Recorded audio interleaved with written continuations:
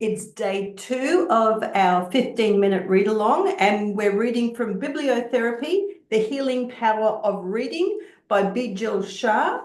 Yesterday we started with 15 minutes. Remember to always have a drink of water to hydrate your vocal cords. If you're reading out loud to children or to clients, or even to a partner, reading aloud because that's how you learn. 15 minutes every single day. I will be reading from this book until the end to show how quickly we can get through it. So I will just turn my phone charger on so that I need to use the correct login first so that we can absolutely read for 15 minutes. Here we go. It is on. And we were up to reading about the ancient Greeks. The ancient Greeks. Book therapy or bibliotherapy can be traced back to the ancient Greeks who built libraries not dissimilar to the libraries of today. Their influence on language, politics, education, philosophy, science, literature, and the arts can still be felt to this day, which is a testament to their dedication and commitment to learning. In fact, the Greeks played a pioneering role in the development of a number of literary genres, including poetry, theatre, and the novel, all of which form the foundations of therapeutic literature. For example, the great philosopher Aristotle argued that tragedy was a form of art that aimed to evoke emotions in its audience through plot, character, and language, ultimately providing catharsis. He also promoted the importance of self-reflection and self-knowledge, two qualities that are integral parts of therapeutic reading, which requires observation of our thoughts and our emotions and self-reflection and processing of these to arrive at understanding and healing. Seneca and the Stoics emerged a century after Aristotle. Stoicism is an ancient Greek and Roman school of philosophy that was developed in the early 3rd century BC and evolved as a way to navigate life's uncertainty and the inevitability of misfortune and suffering. Our understanding and knowledge of Stoicism comes largely from the writings of 3 giants, Seneca, Epictetus, and Marcus Aurelius.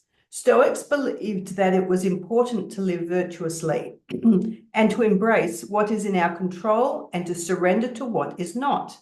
Stoicism is founded on the principles of logic, reason, and ethics. Through self-control, integrity, and strength of mind, we can begin to think clearly and in unbiased ways so that we can gain freedom from negative emotions such as anger, envy, and jealousy, no matter how difficult our circumstances. The judgment and opinions we assign to thoughts are what can trigger these negative emotions, leading to suffering, pathos. As Epictetus wrote, men are not disturbed by things, but by their opinions of them. This approach has been adopted in modern talking therapies, specifically forming the basis of cognitive behavioral therapy, CBT. CBT is a talking therapy pioneered by psychologist Albert Ellis and psychiatrist Aaron T. Beck. It looks at the influence our thoughts can have on our feelings and physical sensations. Beck and Ellis have described how they use Stoicism to develop the ABC model for emotions that form the basis of CBT, as author Jules Evans describes in his book, Philosophy for Life. Quote, we experience an event, A, then interpret it, B, and then feel an emotional response in line with our interpretation, C. Ellis, following the Stoics, suggested that we can change our emotions by changing our thoughts or opinions about events, end of quote. Stoicism permeates much of Western thought and literature, and its teachings can offer great comfort, healing, and insight. Michel de Montaigne, doesn't matter if you can't say the words, the important thing is that you read for 15 minutes a day. 16th century writer and philosopher Michel de Montaigne was another giant of therapeutic literature. Montaigne was known for writing essays that offered honest and astute observations about his life and his introspection and examination of what it meant to be alive invited readers to consider their own circumstances and perspectives. He wrote 107 essays exploring questions relating to the human condition, from dealing with the loss of a loved one to accepting human fallibility. But he also explored more mundane, day-to-day dilemmas, such as how to avoid useless quarrels with loved ones, how to lift someone's spirits, and the art of polite exit. His style of writing, which tended to be more intimate and conversational than the typical essay, came to be known as the personal essay, and he was one of the pioneers of the form. For Montague, that's not the right way to say it, the personal essay was a medium for self-examination that used writing as a tool to work through difficult issues and achieve understanding. Today, we see this process in practice in memoirs and personal essay collections, which have become portals for permissible self-exploration and observation. Works such as these offer libraries of information on selfhood, who we are, how should we be, how should we live, what's meaningful to us. The multiple perspectives and mysteries of life are found here. The memoirist or narrator begins with a personal issue or crisis at the heart of the self that is usually linked to conflict or suffering. As they work through their feelings and thoughts, we are eventually led to catharsis, revelation, and transformation. Montague's exploration of universal themes, written with openness, honesty, and authenticity, allows his work to resonate with readers today and keeps the therapeutic magic of his writing alive. Now, Wordsworth, the healing poet, also drew comfort from the Stoics, capturing Stoic wisdom as well as a Montague-like exploration of the self. Wordsworth poetry gives life to pain and loss by converting it into something valuable and meaningful, a quiet resilience, giving us hope even in the midst of suffering and enabling us to connect our pain with something like beauty. It reminds me of the Japanese philosophy of wabi-sabi, which embraces the beauty in the transience and imperfection of all things. There's beauty in the broken, value in loss and suffering.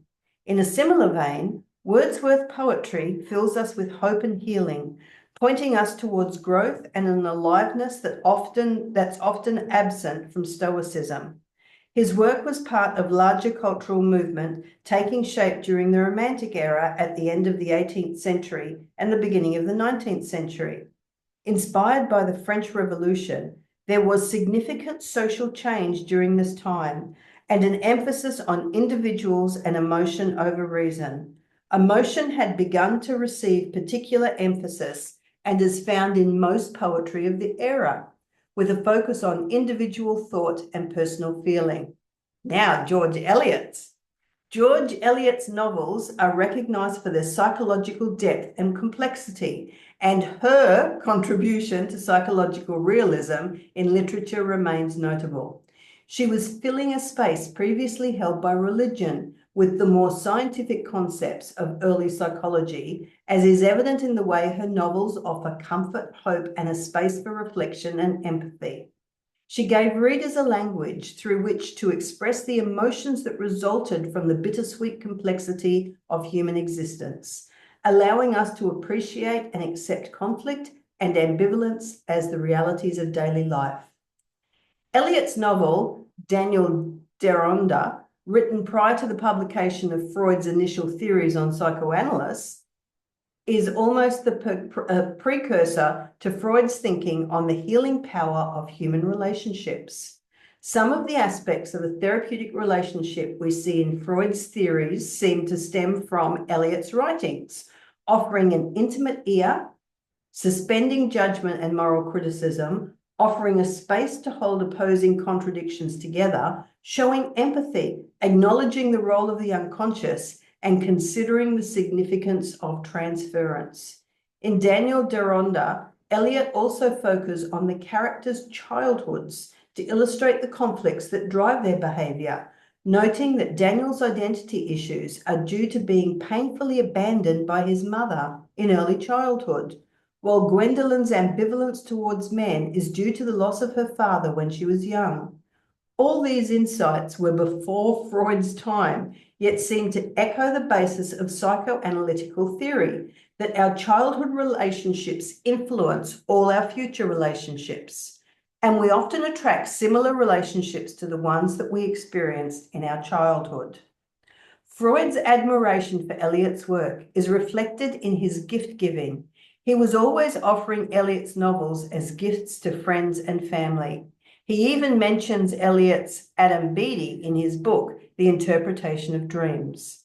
Eliot's writing captured the ways in which feelings and emotions are revealed in subtle ways, highlighting her astute observations of non-verbal expression. She was a master of writing about relationships, especially therapeutic ones, and recognizing that we are not all bad or all good, but simply vulnerable, psychologically flawed beings with conflicts. Now, Freud.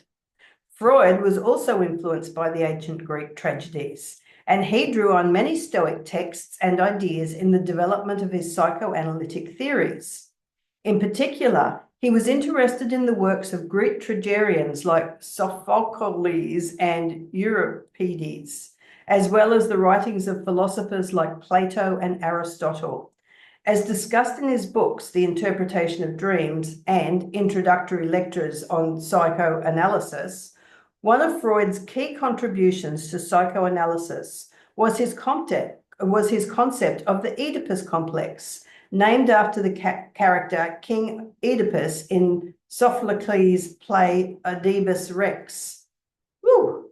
Freud saw this play as a powerful exploration of the human psyche and the unconscious mind, and he used it to develop his theories about the ways in which unconscious desires and impulses can shape human behavior. In addition to the Oedipus complex, Freud also drew on a wide range of other Greek sources in his work, including ideas about the importance of dreams and the role of the unconscious mind in shaping human behavior. He saw Greek culture and philosophy as rich sources of insights into the human psyche, and he believed that these insights could be used to develop more effective approaches to psychotherapy. For example, Freud first introduces his application of the myth of the Oedipus from Greek mythology to explain the concept of the Oedipus complex. He saw Oedipus as a symbolic representation of a child's emotional conflict between desire and hostility toward their parents. He introduces this idea in his seminal work, The Interpretation of Dreams, in 1899.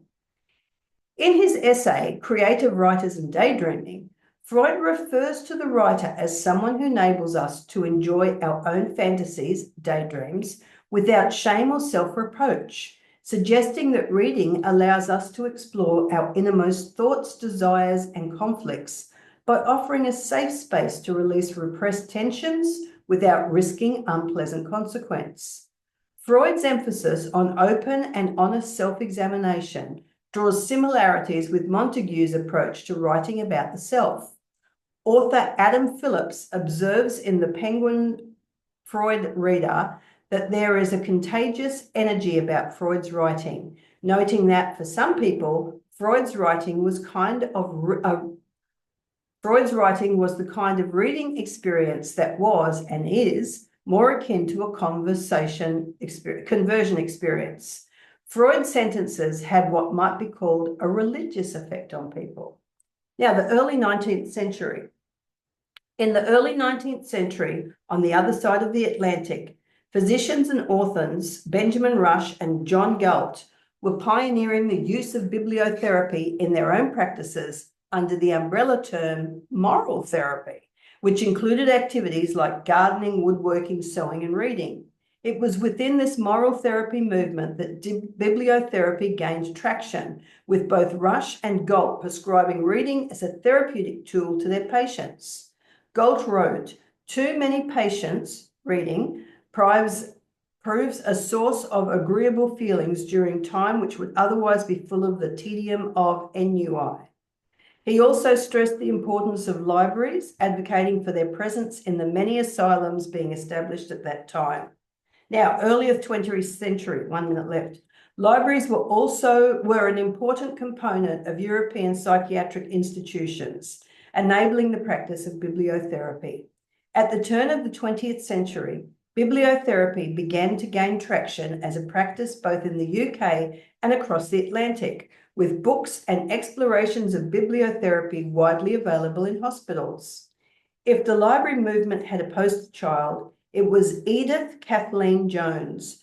Her 1913 book, 1,000 Books for the Hospital Library, was written, quote, as a guide towards the selection of wholesome, readable literature for those who are ill, either physically or mentally.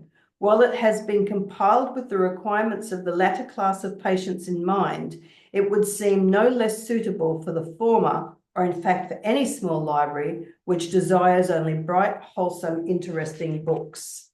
And we are at 15 minutes. So it's easy to read. Lots of people don't read aloud because they're ashamed to stumble on their words, that they will get words incorrect, that they haven't got the right cadence. That is an excuse and it becomes a barrier. You heard me stumble on my words. You heard me mispronounce. You heard me, even at one stage, I skipped a line. I had to go back and read it again. It's okay. Everybody makes mistakes. The important thing is that you are now way above average because for 2 days in a row, you have read 15 minutes for each of those days. We're now on to page 24 in just 2 15-minute sittings. See you tomorrow.